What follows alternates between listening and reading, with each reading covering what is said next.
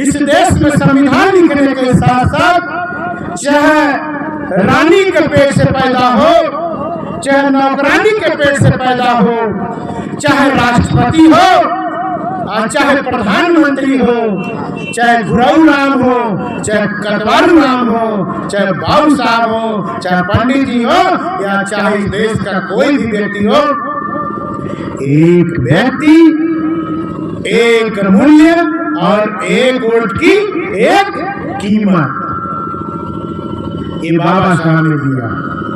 और बाबा साहब की दी हुई ताकत से हमें आज बोलने का मौका है।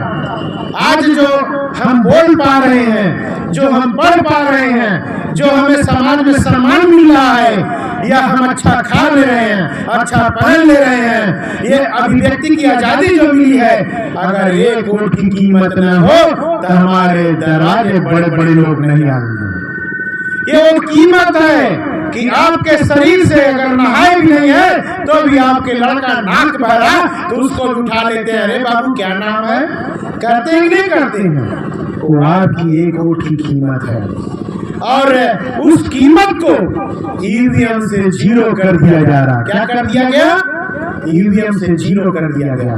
इसीलिए तो भारत सरकार मोदी एंड कंपनी को आपकी कुत्ता बिल्ली के बराबर भी इज्जत नहीं है।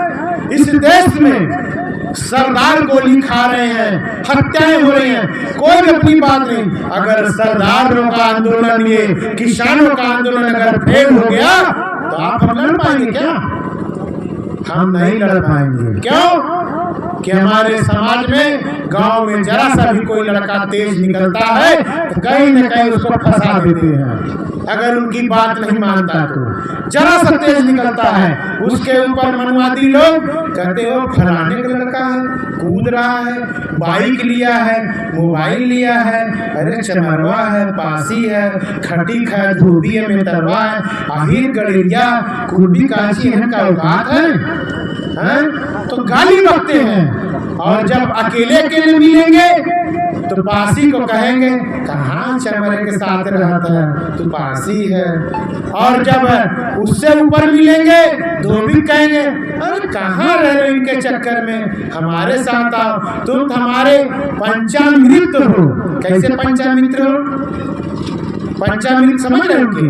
पंचामृत पीते हो, एक उनके पंचामृत लोहार, एक है उनका सोनार, एक है उनके कुम्हार, एक है उनका कहार, एक है उनका नाई। जहां जहां ब्राह्मण जाता है इतने लोग को लेके जाता है और कहता तुम तो हमारे कार्यक्रम, तो कहेगा भैया ये धोबी का हिस्सा है, ये कुम्हारे का हिस्सा एका दो, ये नाऊ का हिस्सा लेता कि नहीं लेता? तो ये पंचामृतों को लेके चलता है, बांध के रखा है। और साथियों बुरा मत मानिएगा, नाउ लोगों को समझना पड़ेगा कि आपके समाज में कर्पूरी ठाकुर पैदा हुए, धोबियों को समझना होगा, संत गाड़ के महाराज पैदा हुए। इस देश में कुर्मियों को समझना होगा कि छत्रपति साहू जी महाराज पैदा हुए। इस देश में शाक्य, सैनी, कुशवाहा, कोयरी को समझना होगा, मौर्य को, कि आप तो ये शरीर है ना, ये शरीर है। ब्राह्मण ने बांटा कि ब्राह्मण से, क्षत्रिय से, वैश्य से, शूद्र से। मैं आपको बताता हूँ कि अगर इस शरीर में कहीं मौर्य कुर्मी, कहीं मौर्य कोयरी, कांची अगर है शरीर का सबसे बड़ा अंग तो ये सर हमारा है। कैसे? साथियों अगर भगवान बुद्ध न होते, ये कौन है? महात्मा ज्योतिबा फुले कौन है? ये धरती के साक्षात इस ब्रह्मांड में बुद्ध से ज्यादा ऊंचा कोई नहीं। कौन है? शाक्य मुनि क्षत्रिय उस समय कहलाया करते थे। आज जो पिछड़े में आए हैं, ये न होते, इनकी ऊंचाई जितना बड़ा तक है कोई पैदा ही नहीं हुआ, युगों में भविष्य में भी नहीं होगा। बुद्ध थे। और ये हमारा है। कुर्मी कौन है? अहिर कौन है? ये है बाहुबल, ये करंट है। पासी कौन है? बाहु हमारा है, ये करंट है, ये करंट है। भुजबल हमारा है, हमारे शरीर का, चाहे सोनकर हो, चमार बुद्धिबल है, जैसे मौर्य है बुद्धिबल। तो साथियों इसमें जितने लोग हैं भाई, आज अगर सामाजिक लड़ाई कोई लड़ रहा तो वाकई मैं बता रहा हूं कि अगर चमार के साथ कोई लड़ रहा तो अहिर लड़ रहा। बुरा मत मानिएगा। जमीन में अहिर के अंदर 99 गुण है, एक ही अवगुण उसे दूर कर देता है, एक ही अवगुण दूर करता है उसे। बुरा मत मानिएगा। क्या अहिर से ज्यादा सामाजिक मुझे व्यक्तिगत मेरा अनुभव है, अहिर से ज्यादा सामाजिक जीवन में अहिर देख लिए कितने सुंदर सुंदर रहेंगे। आप बुला लीजिए चमार, खट्टी, कुन्नी, काची, कोई बुला लीजिए, आपके पत्थर उठाएगा, साथ में खाएगा बैठ के, और आपसे सुंदर भी रहेगा, पुष्ट भी रहेगा, कहीं से छुआछूत भेदभाव नहीं मानेगा, चाहे किसी यही क्या चले जाए। मेरे अपने जीवन नहीं मिला, आपके 13 बराई सब आएगा। लेकिन और ओबीसी की जातियों में है भेदभाव का मामला, लेकिन आई भी गर्मी का है। अगर मौका मिल जाए तो फिर थाना कब्जा कर लेगा उसमें, फिर वो बदनाम करता है उसमें, फिर वो कहीं कुछ कब्जा करे, कहीं कुछ कब्जा करेगा। अगर ये स्वभाव सुधार ले तो फिर आप समझ लीजिए कि इतनी क्रांति पैदा हो जाएगी। आखिर यही वजह तो है ना, यही तो पेपर में लिखते हैं, अरे अगर ये सरकार आ जाएगी तो अहिर तो पूरा ये कर देंगे, वो कर दे, ये कर दे, डराते हैं भाई। राजनीति क्या है? हमारे जीवन में राजनीति चेतना पैदा करती है, राजनीति साथ साथ समाज सुधार भी पैदा करती है। यही तो है ना, क्यों वकील साहब, यही तो है ना। तो हमें साथियों अगर अपने समाज में कहीं भी बुराई तिताई हो दिखाई दे तो उस अवगुण को हमें निकालना चाहिए और उसको बुरा नहीं मानना चाहिए, हमें बुरा नहीं मानना चाहिए। तो साथियों हम लोगों को मिलजुल करके, अभी मैं उस पे आ रहा था ईवीएम पे, हमारे वोट की कीमत मोदी ने 0 कर दी है। आज जानते हैं पूरा ये क्या कहते हैं इसको, ये नेटवर्क को क्या बोलते हैं इसको? अरे भाई मोबाइल चल रहा है ना, नहीं नेटवर्क क्या कहते हैं इसको? सारा नेट सारा नेट की सेवा जो है बंद कर दिए हैं और कुछ भी नहीं पता चल रहा। और साथियों बड़ी बड़ी कीलें और पूरी मीडिया कहते हैं कि ये मोदी की मीडिया, गोदी मीडिया नहीं साथियों, ये ब्राह्मण चला रहा है। अब बनिया का चैनल है, ब्राह्मण और बनिया की युति हुई है और क्षत्रियों को इस समय उन्होंने बाहर निकाल दिया है, उसकी जरूरत नहीं है। और उस युति से चैनल पे पूरा भाजपा का चैनल है, जितने चैनल हैं और वो सब भाजपा के प्रचारक हैं, वो प्रवक्ता है, प्रचार कर रहे हैं। हमारे आपकी लड़ाई नहीं, शिक्षा पे नहीं बात करेंगे, चिकित्सा के बात नहीं हो रही है, हमारे आप पे समाज की बात नहीं हो रही है। यही बहन जी की सरकार जब थी तो रोज पीआईएल दाखिल करते थे। किस पे पीआईएल दाखिल करते थे? कि बहन जी ने जब स्मारक बनाया था डॉक्टर बाबा साहब अम्बेडकर, मानवमसिया कांसी राम साहब के ऊपर, महात्मा ज्योतिबा फुले के ऊपर, पेरियार जी के ऊपर, नारायण गुरु के ऊपर, आपके भगवान बुद्ध के ऊपर जब यूनिवर्सिटियां बनाई, जब रखा तो इन्हीं ब्राह्मणों ने पेपर में लिखा कि ये तो मायावती ने पूरा पैसा पत्थरों में लगा दिया जब इतिहास लिखने का। और पीआईएल दाखिल करे कि पत्थर की घिसाई से प्रदूषण फैल गया है, बच्चे मर रहे हैं, टीबी की बीमारी हो रही है और तमाम तरह का पेड़ कट रहे हैं, ऑक्सीजन लेवल घट गया। थोड़ा सा पेड़ कटे थे जो मानवमसिया कांसी राम साहब का परिवर्तन स्थल जो बना हुआ, और ये कहा गया और पेपर मीडिया लौटा ले। आज मीडिया को नहीं दिखाई दे रहा, कन्याकुमारी से कश्मीर तक ले अगर कुछ काम हो रहा तो सिर्फ पेड़ कट रहा और पत्थर घिसाई होकर के सिर्फ मूर्ति लग रही है या मंदिर बन रहा है। ये साथियों अगर मंदिर बनेगा तो भिखारी पैदा होंगे, और उनका तो बैंक बन गया है, उनका तो एसबीआई है, बैंक ऑफ इंडिया उनकी हो गई है, उनका तो भारतीय रिजर्व बैंक बन गया। अगर मंदिर बनता है साथियों, मंदिर से हमें कुछ नहीं मिलेगा, वहाँ भिखारी पैदा होंगे। अगर हमें मिलेगा तो शिक्षालय से, विद्यालय से, शिक्षालय से जाने में मिलेगा, और तब हम आगे हमारा विकास होगा, और नहीं तो विकास होना नहीं है। ये उसमें बात नहीं करेंगे। तब उसमें गुमराह करते थे कि ये पैसा अगर वहाँ न लगता, शिक्षा पे लगाते, चिकित्सा पे लगाते, तो हमारा विकास होता। तो साथ गुमराह करते, हमारे लोग गुमराह पे आते हैं, वोट की कीमत 0 कर दिए, और आज आपके समाज की वोट की कीमत 0 कर दिए, इसलिए आपके दरवाजे नहीं आ रहे, और चौड़े से बोल रहे हैं, कह रहे अब की बार सीधी। साथियों, उनको सिख लोग वोट दे नहीं रहे हैं, जाट वोट दे नहीं रहा, उनको जाट वोट दे नहीं रहा, उनको गुर्जर दे नहीं रहा, मुस्लिम दे नहीं रहा, चमार, अहिर, गड़िया, कुर्मी, काछी वोट दे नहीं रहे हैं। वोट उनको कौन दे रहा? वोट उनको मशीन दे रही है, ईवीएम दे रही है। वोट उनको ईवीएम दे रही है। उसको पता है कि जो हम बोलते हैं हम ईवीएम से ले लेंगे। इसका मतलब ईवीएम में प्रोग्रामिंग करके वो व्यवस्था सेट कर दी गई है। आपके गांव से मैं जा रहा हूं, अगर ईवीएम से चुनाव होगा तो मोदी आएंगे, लिख लीजिए। और अगर बैलेट पेपर से चुनाव होगा तो जो बोल रहे अब की बार 400 के पार, वो 40 के अंदर रह जाएंगे अगर बैलेट पेपर चुनाव होगा। ये आप लोग देख लीजिएगा। चूंकि मोदी की जान, शैतान की जान उस तोते में है, और आज का तोता कौन है? ईवीएम है। आज कौन है? ईवीएम है।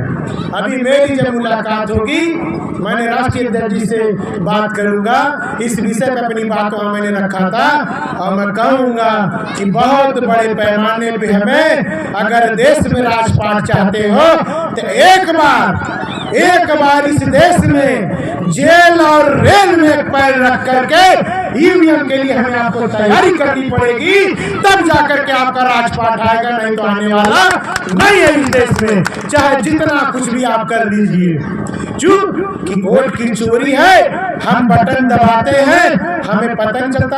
हमारा मौलिक अधिकार है कि हम राम प्रसाद को दे रहे हैं कि प्यारे लाल को दे रहे हैं, कि हम किसे वोट दे रहे हैं। हम जिसे भी वोट डाले, हमारा वोट हमें दिखना चाहिए।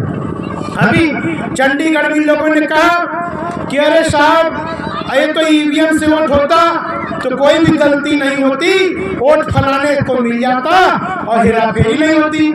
ये तो बैलेट पेपर से वोट हुआ, इसलिए चंडीगढ़ में पीठासीन अधिकारी ने बेईमानी कर ली, इसलिए हम बैलेट पेपर से चुनाव नहीं होना चाहिए। अरे बैलेट पेपर से चुनाव हुआ, इसीलिए चोरी पकड़ी गई। ईवीएम में तो पता ही नहीं चलेगा। अगर बैलेट पेपर से चुनाव होगा तो हमें पता है कि हमने किसको वोट दिया, हमारे वोट की कीमत एक, हमारी वोट की गिनती होगी, तब हमारा प्रत्याशी चुनाव जीतेगा। ये बड़ी लड़ाई है, बहुत सामाजिक आंदोलन की बहुत आगे लड़ाई लड़नी है, और इस पे हम लोगों को बड़ा काम करना है। अगर इस देश में हुक्मरान समाज बनना चाहते हो, इस देश में हुकूमत लेना चाहते हो, इस देश में सारी गरीबी दूर करना चाहते हो, अगर इस देश में, तो आप भीख मत मांगो। 5 किलो राशन, अरे मोदी जी हमें सत्ता दे दो, हम तुम्हें आजीवन खिलाएंगे। 5 किलो राशन का छोड़ो, हम रोटी और बोटी भी साथ में खिलाएंगे। अगर दारू पियोगे वो भी तुम्हें पिलाएंगे। हम अपनी हुकूमत लेना चाहते हैं, और कुर्सी से जाकर हम समझौता नहीं करेंगे, राजपाट से नीचे समझौता नहीं करेंगे, और आपके बदौलत नहीं करेंगे। साथियों, ये चेक करके जाओ, और राजपाट की लड़ाई है तो राजपाट लेना है। हमें राशन क्यों ले जाएंगे? अरे राशन को ठोकर मार दो, सभी लोग मना कर दो। अरे राशन तो अपना प्रचार कर रहा है, हम भिखारी नहीं है, हम राजपाट लेने पैदा, हम वो मेहनत कश लोग हैं कि धरती का सीना चीर करके अपने हिस्से की रोटी नहीं, हम भारत के सभी लाल के लिए रोटी और रोजगार की व्यवस्था करते हैं। जीडीपी की। साथियों, हमें आप लोग को तैयारी करनी चाहिए। हमें 5 किलो राशन के चक्कर में नहीं, ये गाली है। कहता 80 करोड़ को मैं पाल रहा हूँ, ये पालेगा, इसकी औकात है, ये हमें पालेगा। हमने वोट देके इसको कुर्सी में बैठाया है, ये हमारा नौकर है, ये हमारा नौकर है, प्रधान सेवक है, और नौकर मालिक को पालेगा। भाई नौकर मालिक को पालेगा। मोदी हमें पाल रहा कि हम मोदी को बैठाएंगे। सिर्फ साथियों, हमें आपको तैयारी करनी है। अगर माननीय राष्ट्रीय अध्यक्ष भाई चंद्रशेखर आजाद जी का जब भी आह्वान होगा तो मैं उम्मीद रखता हूं कि ये गांव का एक एक बच्चा, एक एक बहन, एक एक माता, एक एक भाई अपना लाठी और डंडे के साथ रोड पर चलने का काम करेगा, और सड़क से संसद तक ले हम लोग तैयारी करेंगे, तब जाके राजपाट आएगा। और एक लड़ाई तो लड़नी पड़ेगी। और यहाँ सब लोग बैठे हैं, अगर हमारी पार्टी यहाँ पे प्रत्याशी खड़ा करती है तो ठीक है, अगर नहीं खड़ा करती है तो जो माननीय राष्ट्रीय अध्यक्ष जी का आदेश आएगा हमें उसका पालन करना है। आज से आप लोग जान लीजिए, आपके पार्टी का नाम है आजाद समाज पार्टी कांसीराम, और आपका जो वोट जिसपे देंगे सामने, उसका निशान क्या है? केतली। केतली, तो केतली है। और यही केतली का नाम लेकर के मोदी प्रधानमंत्री बना है, और हमारे राष्ट्रीय अध्यक्ष जी ने उससे केतली छीन ली है। और अगर कहीं कुदरत है तो जो ये इलेक्टोरल बॉन्ड जो जेटली लाया था, उससे कुदरत ने जेटली छीन लिया है। तो और उस इलेक्टोरल बॉन्ड को अभी भारत के मुख्य न्यायाधीश chief justice of India Chandrachud साहब ने इलेक्टोरल बॉन्ड ले लिया है। और साथियों जानते हैं, आदेश दिया है, वो इलेक्टोरल बॉन्ड जानते हो नहीं जानते? घूस लेने की चोरी, जो घूस दे सिर्फ उसको पता है, लेकिन उसको ये नहीं पता कि मैंने तो घूस आपको दे दिया, मेरा घूस अब कैसे कैसे ले रहे। उसमें साथियों सिर्फ कुछ समय बचे SBI बैंक से इलेक्टोरल बॉन्ड, आप चाहे चोरी करे रहो, छिनैती करे रहो, डाका डाले रहो, हत्या करे रहो, लूट करे रहो, चाहे जैसे ले आओ, इलेक्टोरल बॉन्ड खरीद लो, हमें दे दो। अगर वो इलेक्टोरल बॉन्ड अगर जिस पार्टी को दे रहे हो, अगर उस पार्टी ने नहीं भुना पाया, पार्टी क्या दे रहे हो? तो मोदी ने अपने लिए व्यवस्था की थी। 95% इलेक्टोरल बॉन्ड का पैसा जो है मोदी को मिला है। जानते हो कितना करोड़ का घोटाला है? 15 लाख करोड़ का घोटाला है। 15 लाख करोड़ का घोटाला है इलेक्टोरल बॉन्ड से। और उस बॉन्ड को जब दोगे, जब भुना नहीं पाएगी पार्टी, तो कहाँ चला जाएगा पैसा? वो PM केयर फंड में चला जाएगा। कहाँ जाएगा? PM केयर फंड में। मतलब चित्त भी मेरी, पट भी मेरी, खड़ा हो जाए तो अंडा हमारे बाप का है। तो वो हर तरीके से लेने का तरीका है। तो साथियों उन्होंने किया, और इस तरह इलेक्टोरल बॉन्ड की धांधली है। और जो इलेक्टोरल बॉन्ड है, उस इलेक्टोरल बॉन्ड को चंद्रचूड़ साहब ने पकड़ लिया, और अब वो पैसा आएगा, अब पता चलेगा, नाम उसमें दिया जाएगा कौन कहां से लिए हैं। मैं आज आपको बता के जा रहा हूं, शायद आप यकीन करो न करो, अगर हमारे लोगों ने सही से लड़ाई लड़ी तो कमल का फूल, भारतीय जनता पार्टी इस अपराध में उसका सिंबल भी जब्त होगा, उसकी पार्टी भी जब्त होगी, और उस जेल भी जाएंगी। इस अपराध में जान लीजिए, आने वाले समय में बच नहीं पाएंगे। चाहे जितना बड़ा अपराध कर ले, ये कानून से बचेंगे नहीं। लेकिन लंबी लड़ाई है, और वो तब सफल होगा जब बैलेट पेपर से चुनाव होगा। तो साथियों हमें पूरी तैयारी करनी है। लेकिन एक चीज आप बताइए, इस देश में हम लोगों ने, प्रदेश कमेटी ने फैसला किया है कि पूरी प्रदेश की ताकत माननीय राष्ट्रीय अध्यक्ष भाई चंद्रशेखर आजाद जी बिजनौर और नगीना से लड़ रहे हैं। तो हमें अपना सहयोग देना चाहिए। सहयोग कैसे होता है? तन और मन और धन से। अब आप कुछ लोग होंगे जो मन से देंगे, कुछ लोग होंगे जो तन से देंगे, कुछ लोग होंगे जो धन से देंगे, और कुछ ऐसे साथी जो होंगे जो तीनों चीज से देंगे। तो अब आप अपने दिल पे हाथ रख लीजिएगा कि क्या आपका बेटा इतना अगर कमजोर करना है कि मजबूत करना है? मजबूत करना है ना। यहाँ विधानसभा अध्यक्ष कौन है? प्रमोद गौतम जी ना। तो विधानसभा अध्यक्ष जी आपकी ईमानदार है, खुद भी मजबूत है। आप प्रमोद जी के पास रजिस्टर नोट रहेगा, आपकी जो यथाशक्ति होगी नोट करा दीजिएगा। ठीक। ब्रजेश जी हैं, यहाँ पे विजय सरोज जी हैं, जिसके पास भी रजिस्टर में नोट हो जाएगा। ये सभी साथी जो भी होगा आप लोग इनसे बात कर लीजिएगा, आप उसको आप समझ जाइए।